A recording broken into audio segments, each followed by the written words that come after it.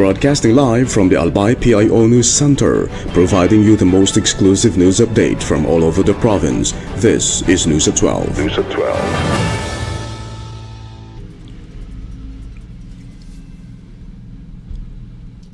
In the local scene, visitors to the Mogollon Festival 2026 may soon enjoy new digital attractions at Piñaronda Park.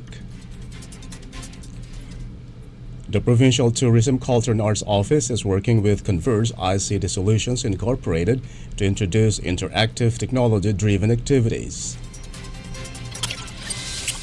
The initiative aims to make festival spaces more engaging for both residents and tourists.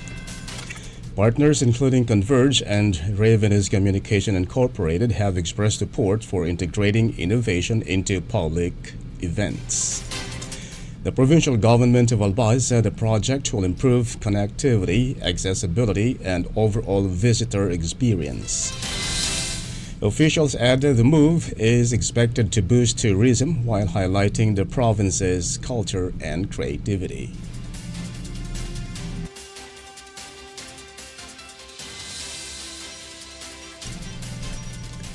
In other story, around 450 women from across Albay gathered for Kalipi Day at the Albay Astrodome. The Provincial Social Welfare and Development Office spearheaded the activity featuring seminars on mental health, financial literacy, and livelihood opportunities. Experts from the Department of Social Welfare and Development, Bangko Sentral ng Pilipinas, and the Department of Trade and Industry served as resource speakers. Participants all took part in the livelihood product making contest and received free wellness services. Wilfredo V. Morunilia and Farida S. Ko delivered messages promoting women's leadership and community involvement. The event concluded with the recognition of the outstanding Kalipi federations for their contributions to women's empowerment.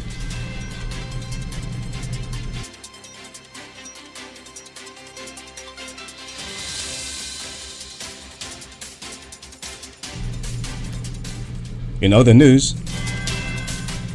several barangays in Albay have received solar lights and essential supplies through the Asistencia sa Barangay program. The distribution was led by the Barangay Facilities Services during an activity at the Albay Atrium.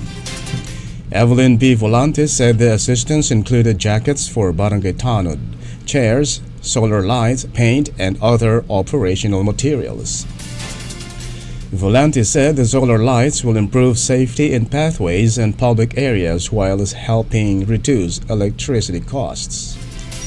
She also thanked Noel E. Rizal for continuing support to the barangays through the program.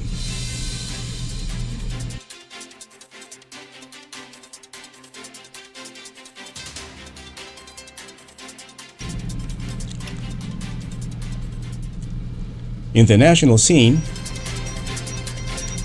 the House of Representatives of the Philippines has approved on the third and final reading a bill granting Ferdinand Marcos Jr. the authority to temporarily suspend excise taxes on fuel during national emergencies to help address soaring oil prices.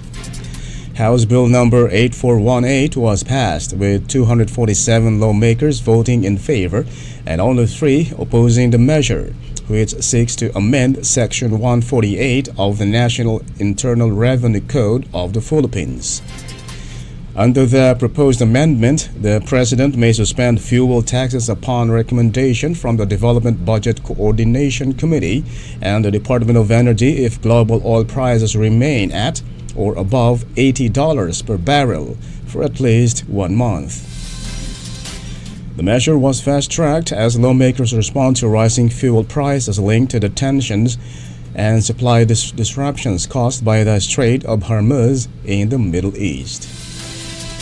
Rosemary Adilian, the economic official, warned that if the conflict persists and oil shipments remain restricted, diesel prices in the Philippines could increase to as high as 96 pesos per liter.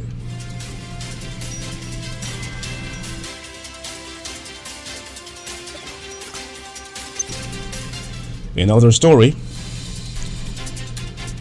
the Department of Transportation announced a provisional fare increase of 1 peso for traditional jeepneys and 2 pesos for modern jeepneys due to rising fuel prices. Announcement comes as global oil prices continue to climb amid the ongoing conflict in the Middle East.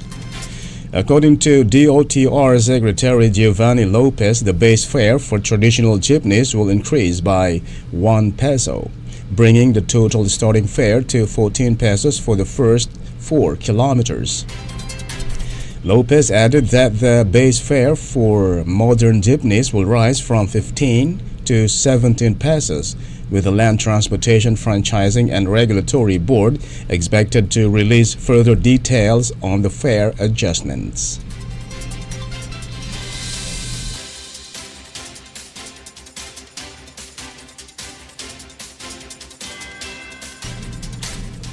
In other news, President Ferdinand Marcos Jr. assured Filipinos that the government is taking proactive steps to mitigate the impact of the Middle East conflict on domestic oil prices. Marcos said that starting on March 17, the Department of Social Welfare and Development will distribute 5,000 pesos in cash assistance to 139,000 tricycle drivers across 17 local government units in Metro Manila. According to him, the DSWD will also extend assistance to tricycle drivers outside Metro Manila, while jeepney and transport network vehicle service drivers are expected to receive 5,000 pesos in cash relief in the coming days. He added that the Department of Transportation will release fuel subsidies for transport workers in the last few weeks of March.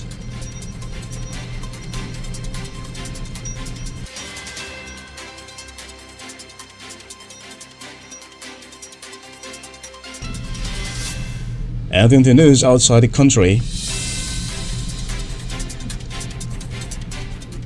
North Korea launched 10 ballistic missiles into the Sea of Japan on Saturday, underscoring the urgent need for South Korea to maintain a credible missile defense.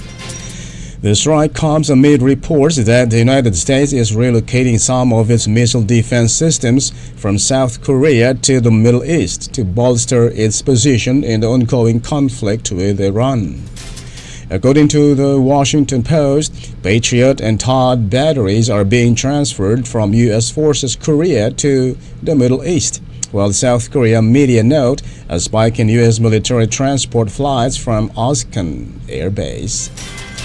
President Lee Jae-myung acknowledged the redeployment, emphasizing that Seoul has voiced opposition but has limited leverage over the city's security.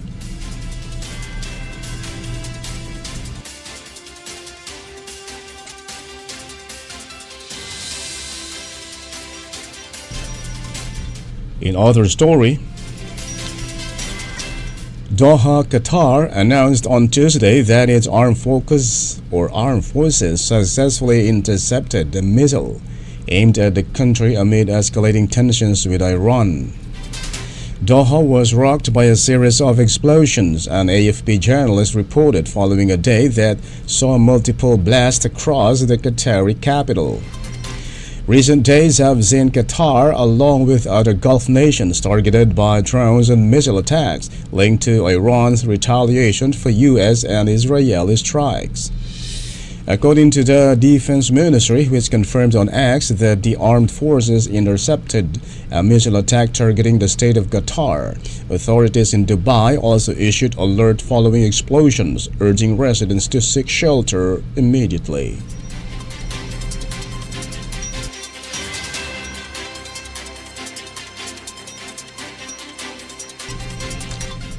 And finally, in the news outside the country, with reference to the Philippines, 2 overseas Filipino workers have been arrested in the United Arab Emirates after allegedly publishing videos of missile strikes, the Philippine Embassy in the UAE confirmed. Embassy said it has verified the identities and location of the 2 OFWs and currently providing legal assistance through its retained legal counsel.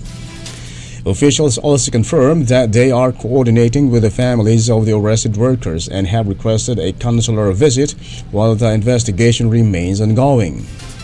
The embassy reminded Filipinos in the UAE and nearby countries to strictly follow local laws on taking photos, recording videos, and sharing media online, particularly in the context of the current regional situation.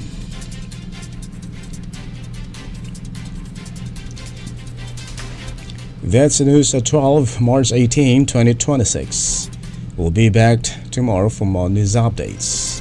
Thanks to our news writers, Rose Mohamitamo and LJ Lurejo. And on the technical side, Todd Bobis. Our Provincial Information Officer OIZ, Marty Gonzalez. And under the supervision of our Governor, Noel E. Rizal, I am Greg Hallare. Thank you for subscribing. Albay in my heart.